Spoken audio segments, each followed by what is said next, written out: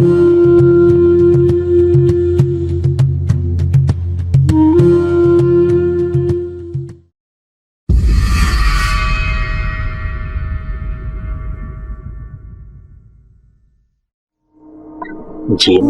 bermaksud sesuatu yang mempunyai konotasi tersembunyi atau tidak kelihatan. Jin sebelum ini dikatakan boleh menduduki beberapa tempat di langit dan mendengar kabar dari Allah Subhanahu wa Ta'ala.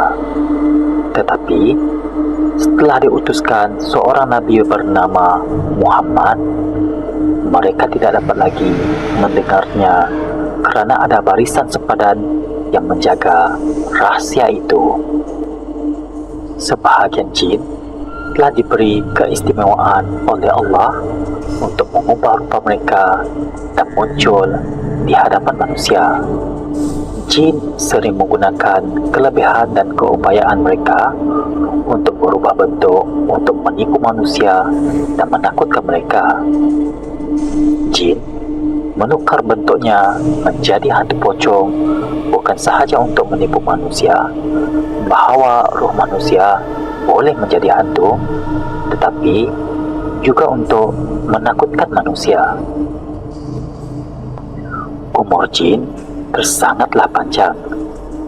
Ada di antaranya yang berusia 3.000 tahun, ada yang 4.000 tahun, 5.000 tahun, dan ada yang mencapai 6.000 tahun. Bahkan ada yang hampir dengan umur dunia walaupun sedikit jumlahnya.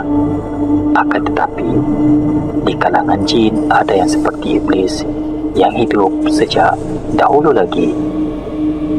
Makhluk jin termasuk syaitan dipanjangkan umur mereka sehingga bila dagu dan lutut mereka bersentuhan lantaran jin yang tua, mereka akan menjadi muda kembali. Biarpun Allah Subhanahu wa Ta'ala memanjangkan umur mereka, namun mereka juga akan mati.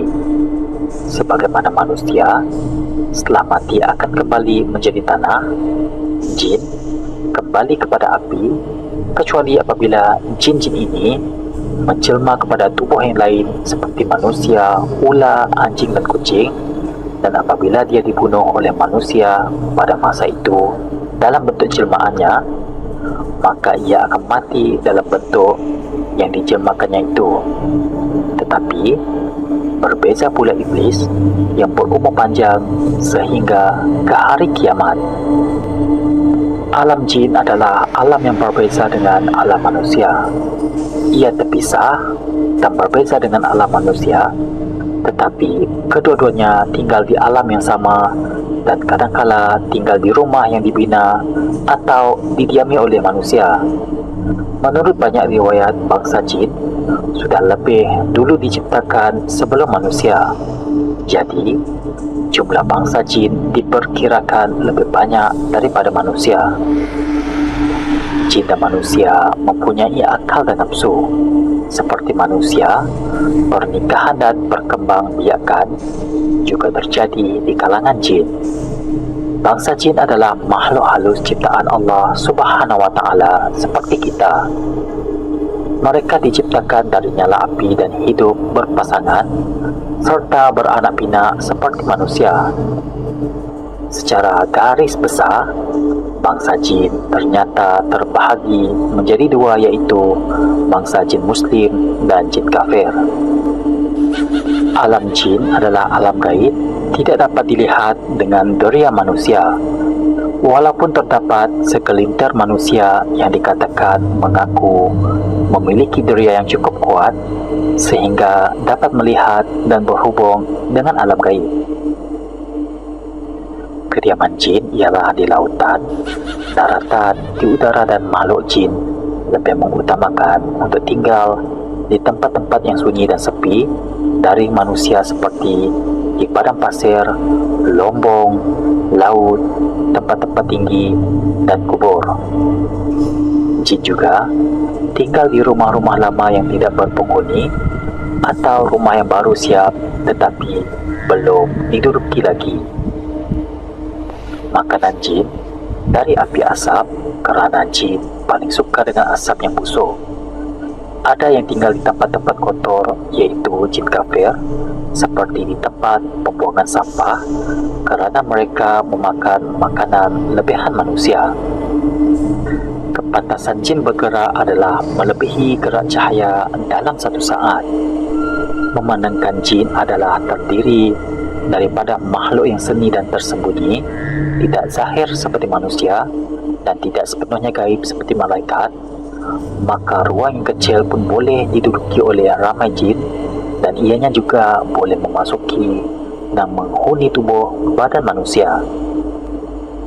Antara kelebihan jin yang telah diberikan oleh Allah ialah kemampuannya untuk mengubah dirinya dalam berbagai bentuk dan rupa.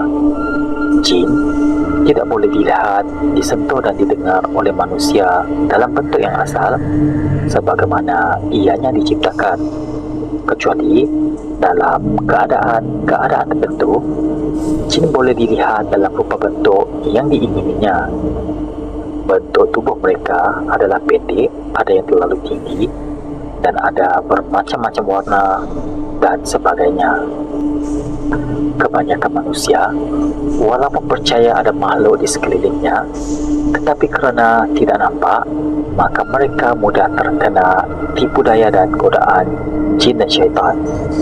Dengan ini, harus kita sedari bahawa jin dan syaitan selalu mengintip manusia bagi mencelakakan mereka dan membinasakan anak cucu cicit Adam. Sesungguhnya, jin adalah makhluk yang juga mempunyai akal seperti manusia. Ia tidak dapat dilihat dalam bentuk aslinya dan manusia hanya dapat melihatnya apabila mereka menjelma dalam bentuk berjirim. Gangguan jin adalah sesuatu bencana ataupun musibah. Seseorang mukmin yang terkena gangguan jin bermakna musibah yang merupakan ujian daripada Allah. Jika Allah tidak menghendaki gangguan ini berlaku, maka ia tidak akan berlaku. Jika Allah menghendakinya, maka ia akan berlaku. Jin juga akan mengalami kematian seperti mana manusia menghadapi kematian. Namun, terkecuali bagi iblis, maka kematiannya adalah ketika berlakunya tiupan sangkakala yang pertama. Maka pada ketika itulah iblis akan menemui kematiannya bersama kesemua makhluk yang lain. Semoga Allah Subhanahu wa Ta'ala mengurniakan kepada kita ilmu dan kefahaman dalam mengamalkan setiap titah perintahnya. Amin ya Rabbal Alamin.